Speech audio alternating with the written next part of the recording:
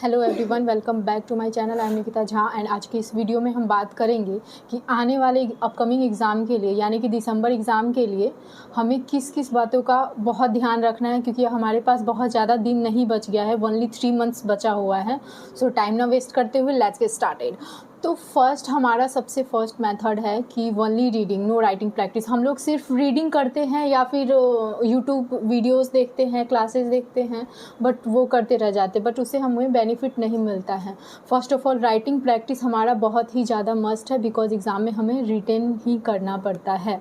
वो क्लास देख के या फिर टीचर को समझाना नहीं होता है, बस लिखना होता है।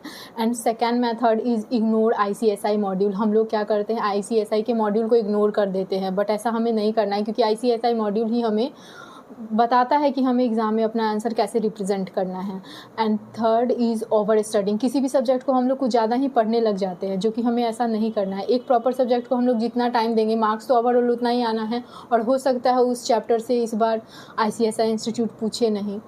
उन पे डिपेंड करता है, कोई फिक्स चैप्टर नहीं होता। हमें हर एक चैप्टर को प्रॉपर टाइम देना है और उसे पढ़ना है, उस डिटेल में गो थ्रू करना है उसे।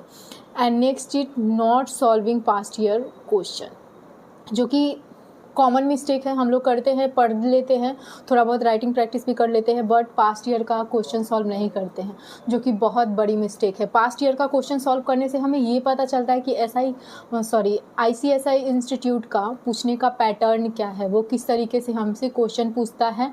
और हमें जैसे केस स्टडी बेस्ड होता है क्वेश्चन सारा, तो हमें उसे किस तरीके से रिप्रेजेंट करना है, कौन केस स्टडी उसमें इंक्लूड करना है आंसर में।